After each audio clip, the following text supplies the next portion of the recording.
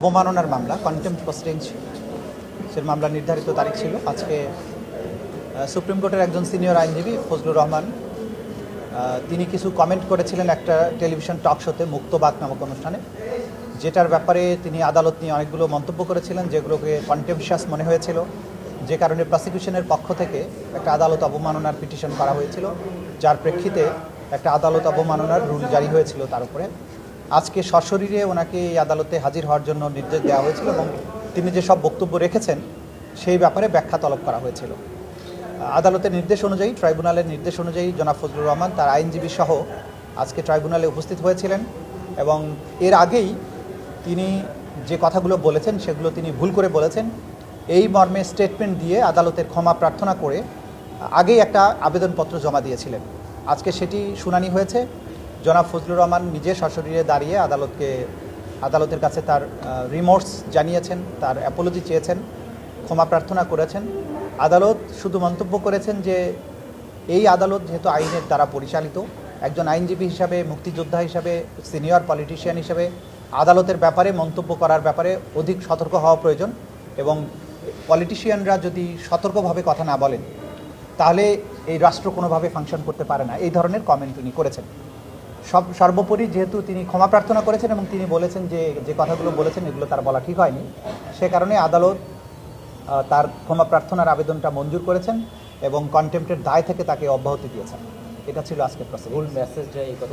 হ্যাঁ, এটাও বলেছেন যে আইনজীবী অথবা পলিটিশিয়ান তারা যখন আদালত নিয়ে এই ধরনের কথা বলেন জনগণের কাছে একটা ভুল মেসেজ যায়।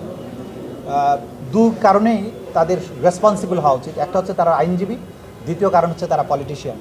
সুতরাং ভবিষ্যতে আদালতের ব্যাপারে বা এই ট্রাইব্যুনালের ব্যাপারে কোনো কমেন্ট করার জন্য ব্যাপারে যে কেউ যেন সাবধান থাকেন এবং যে কেউ যাতে এই ধরনের কথাবার্তা না বলেন, এটা সবার জন্য একটা বার্তা।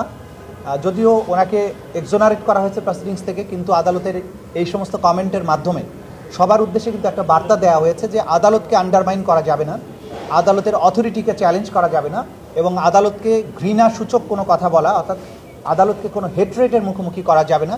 যেহেতু এটা আদালত, এটা আইনের মাধ্যমে পরিচালিত হয়, সেই কারণে সবাইকে এই ব্যাপারে সাবধান থাকতে হবে।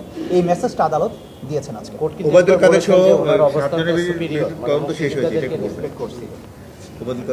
ওবায়দুল কাদের সহ বাকি যে আসামিদের মামলাটা ছিল, এখানের থেকে 4 জন আসামির বিরুদ্ধে ইতিমধ্যে ফর্মাল চার্জ দাখিল হয়েছে। জনাব হাসানুল হক ইনু, জনাব সালমান এফ রহমান, জনাব আনিসুল হক এবং জোনায়েদ আহমেদ পলক, তাদের বিরুদ্ধে যেহেতু আনুষ্ঠানিক অভিযোগ দাখিল হয়েছে এবং বিচার শুরু হয়েছে, সেই কারণে এই মিসেলেনিয়াস কেস এইটার দায় থেকে তাদেরকে অব্যাহতি দেওয়ার জন্য আমরা আবেদন করেছি। আদালত বলেছেন লিখিতভাবে বলার জন্য, তাহলে এই মিসেলেনিয়াস কেস থেকে তাদেরকে মুক্ত করা হবে, কিন্তু তাদের বিরুদ্ধে যে ট্রায়ালটা চলমান আছে সেখানে তারা বিচারের মুখোমুখি হবে।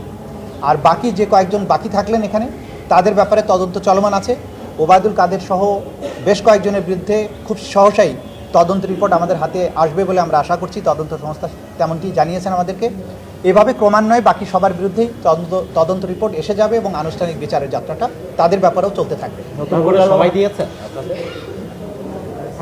মাহবুবুল আলম হানিফের মামলায় প্রথমবারের মতো পুনর্গঠিত ট্রাইব্যুনালে ক্যামেরা ট্রায়াল হচ্ছে, সাক্ষীর সুরক্ষায় যদি সেই বিষয়টা বলতে। জি, সে ট্রাইব্যুনাল 2-এ একজন সাক্ষীর ব্যাপারে ক্যামেরা ট্রায়াল হচ্ছে। কারণ হচ্ছে এই সাক্ষীকে নানানভাবে ভয়ভীতি দেখানো হয়েছে এবং সে কারণে তার নিরাপত্তার দিকটা বিবেচনা করে আমাদের আইনে যেহেতু বিধান আছে, সেই বিধান অনুসারে ক্যামেরা ট্রায়াল, অর্থাৎ এক্সক্লুসিভলি শুধুমাত্র আইনজীবী, আসামি এবং সাক্ষী ছাড়া অন্য কেউ এখানে থাকবেন না, সেভাবে এই সাক্ষ্য গ্রহণ চলছে। এটা হচ্ছে সাক্ষীদের প্রতি আইনের যে নিশ্চয়তা, যে যারা এই ট্রাইব্যুনালের সাক্ষী হবেন তাদের নিশ্চয়তা বিধান করার দায়িত্ব রাষ্ট্রের এবং আদালতের। সেই আঙ্গিকে কোনো সাক্ষীকে ভয়ভীতি যাতে না দেখানো যায়, তার পরিস্থিতি, আইডেন্টিটি যাতে সমাজের সবার সাথে উন্মুক্ত না হয়, ভবিষ্যতে অন্য কোনো সাক্ষীরা সাক্ষ্য দিতে যাতে কোনো থ্রেট ফিল না করেন, সেই ব্যবস্থার জন্যই উইটনেস প্রোটেকশনের আন্ডারে এই ধরনের প্রসিডিংসটা আজকে চলছে। Thank you.